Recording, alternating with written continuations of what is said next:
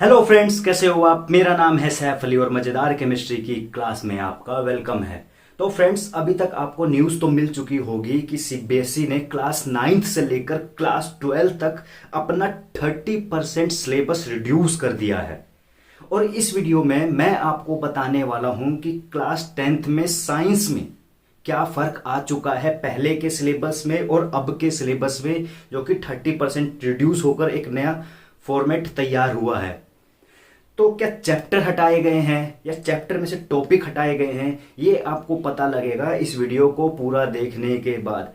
और मैं बता रहा हूं, मैं आपको पूरा कंपेयर करूंगा पिछले चैप्टर में, मतलब पिछले सिलेबस में, पिछले सिलेबस के चैप्टर में और इस सिलेबस के चैप्टर में। तो वीडियो को पूरा देखिए ताकि आपको अच्छे से पता लग सके कि आपको इस बार क्या क्या पढ़ना है और क्या नहीं पढ़ना है। क्योंकि देखो, बुक तो आपके पास सेम रहने वाली है, उसमें तो कोई चेंजेस आएंगे नहीं।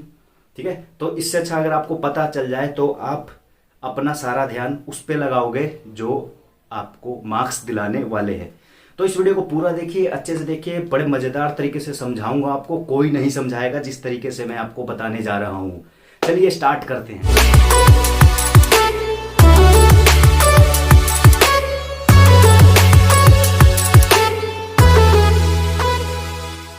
तो फ्रेंड्स, सबसे पहले अगर बात करें मार्क्स में, क्या मार्क्स में कोई चेंजेस आ रहे हैं, तो फ्रेंड्स जो पेपर आपका पहले भी 100 नंबर का होता था, इस बार भी 100 ही नंबर का है।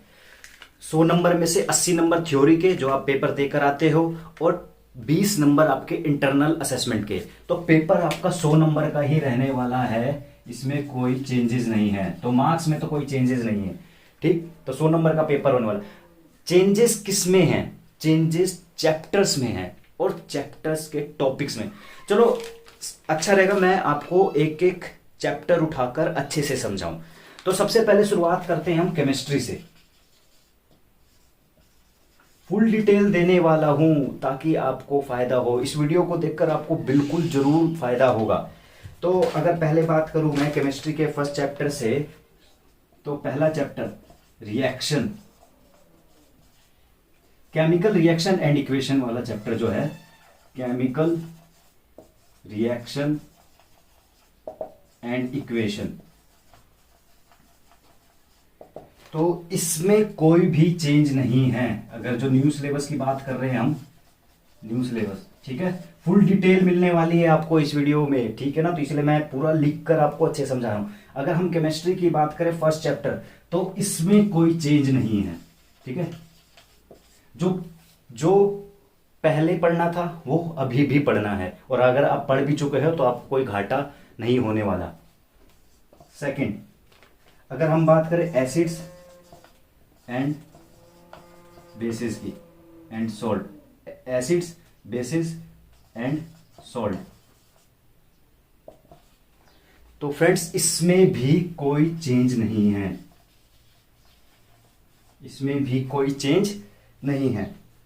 बात करते हैं अब थर्ड चैप्टर की, तो metal and non metal chapter.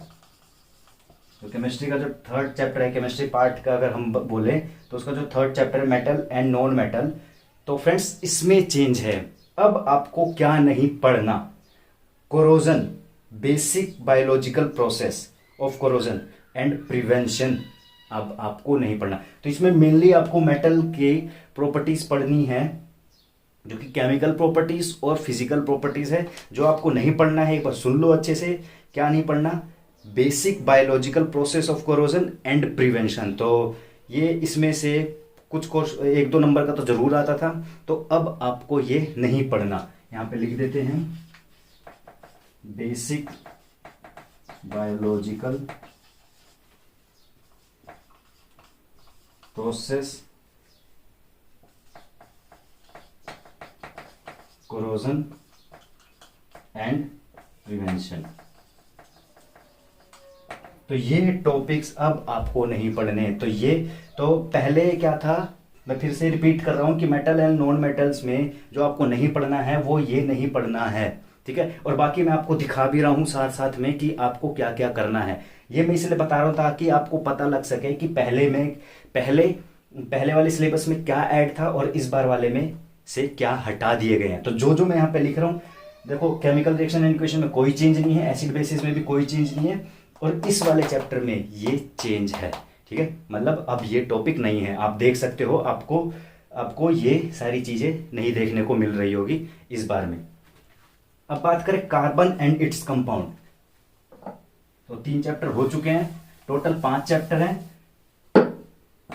बात करें अगर हम कार्बन एंड इट्स कंपाउंड, जो कि 4th चैप्टर है, कार्बन एंड इट्स कंपाउंड,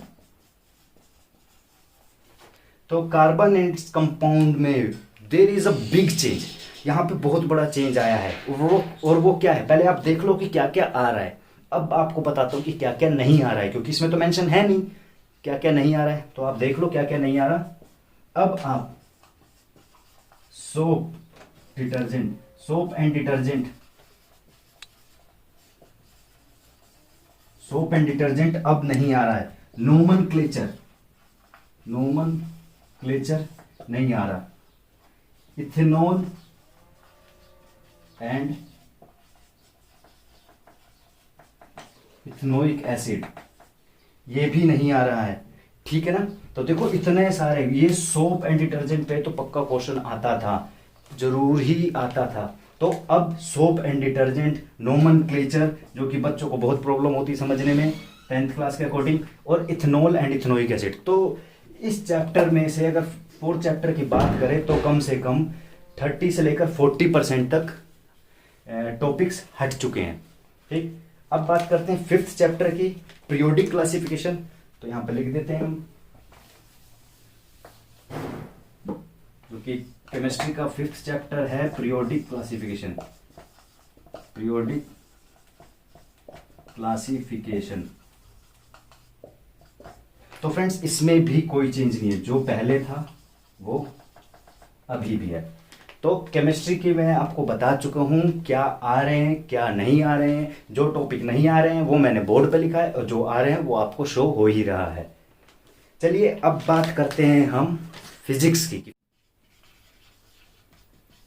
तो फिजिक्स में क्या क्या चेंजेस आने वाले हैं मैं न्यू सिलेबस के साइड पे लिखूंगा।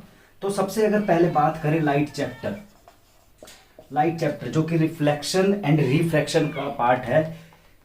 ठीक है ना, जो रिफ्लेक्शन एंड रिफ्रैक्शन है वो लाइट चैप्टर का पार्ट है। इसमें कोई चेंजेस नहीं है, इसमें कोई चेंजेस नहीं है।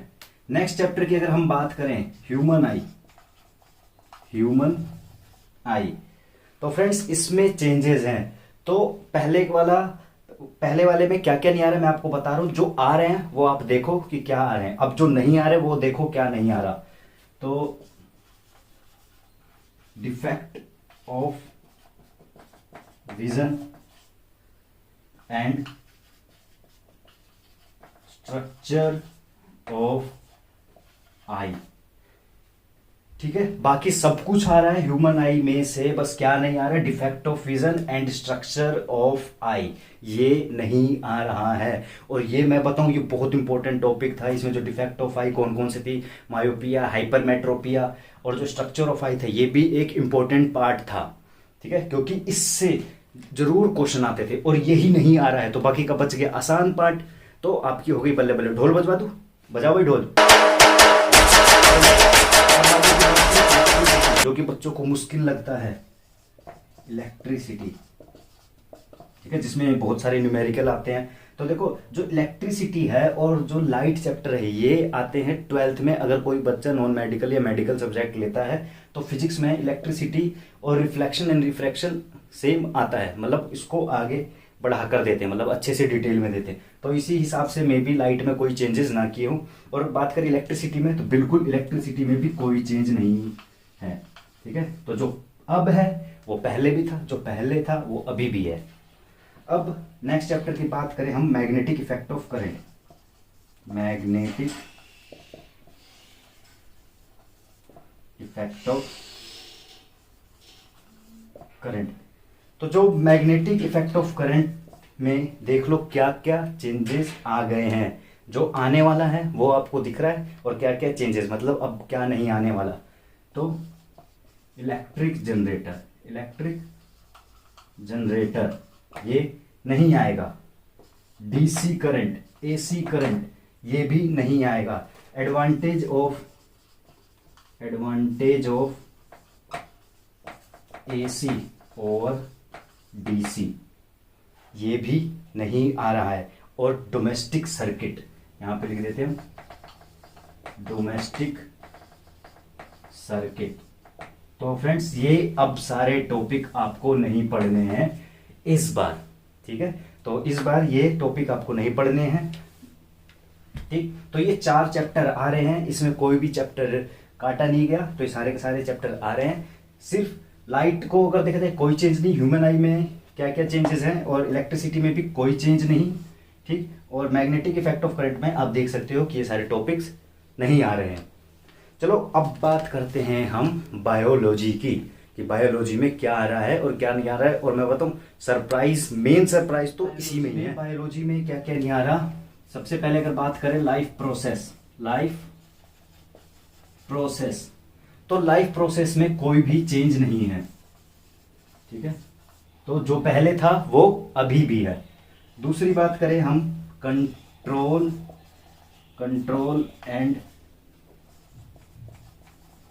कोऑर्डिनेशन की, कंट्रोल एंड कोऑर्डिनेशन की। अब आपको बता दूं इसमें क्या आ रहा है और क्या नहीं आ रहा।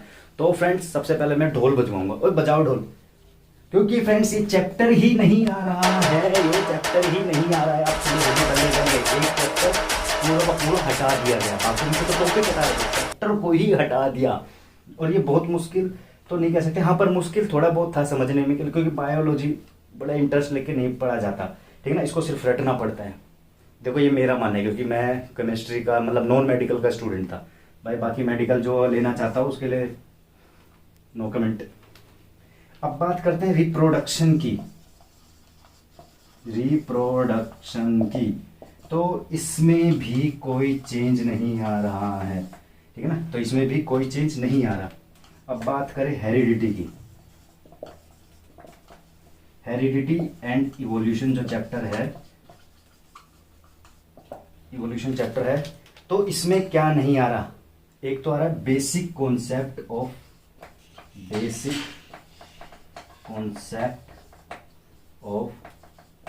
इवोल्यूशन। तो फ्रेंड्स ये बेसिक कॉन्सेप्ट ऑफ इवोल्यूशन ये पार्ट हटा दिया गया है। तो सिर्फ आपको हेरिडिटी पढ़ना है इस बार, इवोल्यूशन पढ़ना ही नहीं है हेरिडिटी इवोल्यूशन चैप्टर में, ठीक है। तो बुक में तो रहेंगे, बुक में तो ये रहेगा, ठीक है ना। तो बस आपको इसलिए मैं सारी डिटेल में चीजें बता रहा हूं, ताकि आपको पता चले कि जब आप पढ़ने के टाइम आपको ध्यान रहे कि मुझे क्या करना है क्या नहीं करना है, ठीक। अब बात करें हम नेक्स्ट चैप्टर की, तो फ्रेंड्स बहुत बड़ी अपडेट आने वाली है। ढोल बजवा देता हूँ, इससे पहले आप समझ जाओगे कि क्या, तो अब क्या क्या नहीं आ रहा है ये देख लो। अच्छा चैप्टर की बात करें आवर इन्वायरमेंट,